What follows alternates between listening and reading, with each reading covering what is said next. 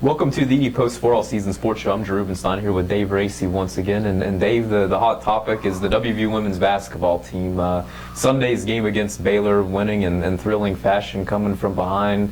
Where does that rank, all-time victories in WVU women's basketball history? Well, I think with women's basketball, obviously it's the top. I don't think, Baylor, I mean, they don't have Brittany Griner, thank goodness, anymore, but they're still, a powerhouse team. You played them at Baylor and Waco, and yet, from statistically wise, they didn't shoot very good foul shots. They had a lot of turnovers and stuff, and according to one friend of mine, they had some calls that may have gone against them in the last couple of minutes, and they still, got the win. I don't know what more could be said of what a great victory that is. If you can win without playing maybe your best game, your A game, and knock off a team on their home floor like that says a lot.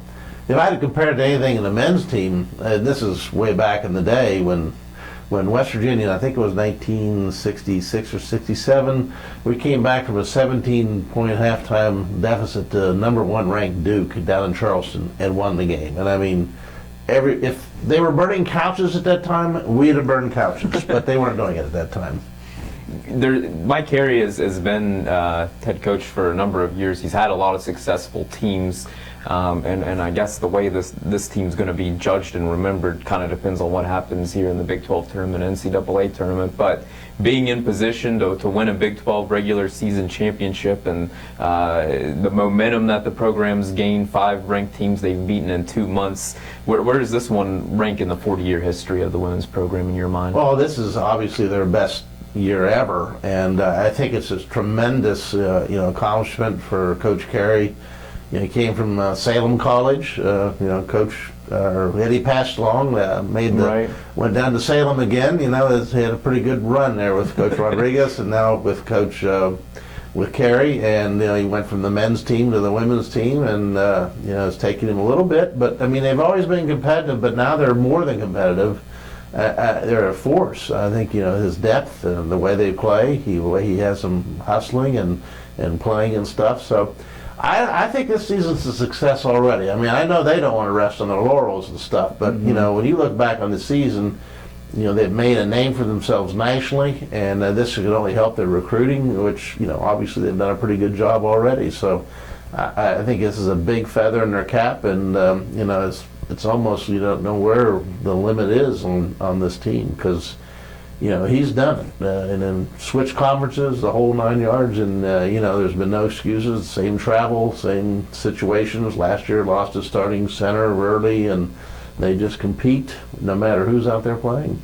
You touched on the growth of the program, and that leads to 2 questions I wanted to ask you. And first, starting with the competitive side. Women's basketball historically has been dominated by a group of 5 or 6 schools. You got the Connecticut, you got Tennessee, you got UConn, you've got, I said UConn, Tennessee, Duke, Stanford in recent years. Baylor certainly is up there.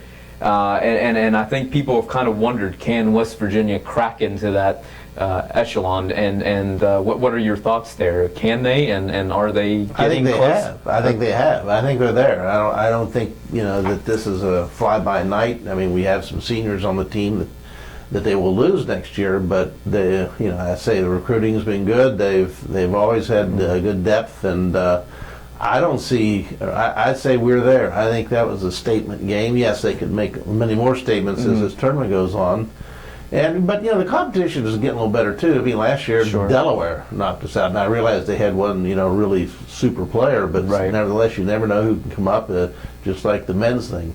And I think you may have to give maybe a little bit of credit to Coach Huggins for this, because I don't think Mike Carey would have been able to pull off having that basketball facility built just for the women's team. And Coach Huggins, I've been told, has said, hey, they get what we get, and so I think he's been a big booster for that, and that helps when both basketball coaches share and things like that. I think in some places it's not quite like that.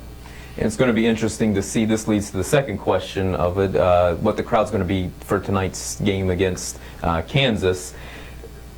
Can the crowds, Mike Carey in past years has been more adamant, I guess, in his displeasure with the small crowds. This year it seems he's taken on more of the tone of encouraging and saying, hey, I've got one of the special groups, maybe a once in a coach's lifetime type of teams, and people need to rally, and that's been kind of his message. But can West Virginia really rally and behind this team and get to a point where the crowds are bigger and more consistent, or is it just it is what it is in West Virginia with women's basketball? And yeah, I don't think we'll be like Tennessee or Connecticut where you're selling it out. You know, I mean, even men's basketball sometimes. I remember Jody Gardner when he coached here said he sometimes complained that West Virginia fans sometimes don't show up for their team, but if they're playing somebody good, like the men's team will be playing Kansas, there'll be a big crowd because a lot of people want to see Kansas, and they want to see if West Virginia can beat them, obviously.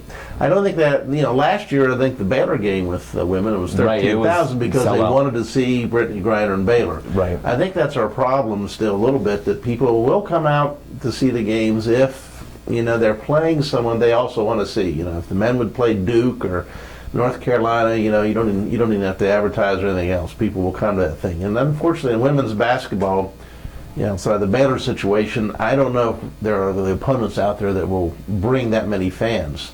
But they just don't seem to really, show up a lot for the team. It's going to take some more time, I think, with the women to get more crowds in there. And one thing I think that's interesting, though, that could lead to the bigger crowds is Asia Bussey and Bria Holmes, not to take away from the rest of the team, but I'm not sure West Virginia's had two talented players like that on a team together, and those two in particular are probably two of the best who have ever played in the Coliseum. And I know Mike Carey said Bria Holmes, by the end of her career, she's only a sophomore right now, he thinks has the potential to be the very best and set a lot of records. And if there is something that could rally people, it may be that individual talent. I know people are still drawn to the team chemistry and seeing the whole team, but that said, having a couple highlights like those two could help elevate it a little bit. Yeah, I don't know if we've ever, we've gotten good players there, but I don't know if we've gotten that kind of, say a Carmelo Anthony type recruit or things like that, or a Brittany Griner even for that matter. Not that you're going to get someone that tall, but it'd be interesting to see how recruiting goes. And it seems again like maybe maybe because of the way they play, so many players they use that, some of them don't stand out as much as maybe they could. And but I think they have a good team. I think people like the effort they give. Of course, people always like when they win. That's why people go to games, so we can win, and they can win and see their team win and feel good. And that's what should make this run interesting from here on out. It should be a fun one. And Dave, appreciate your time once again. Thank you. Please continue to check thedpost.com for the latest on the Mountaineers. Thanks for watching today.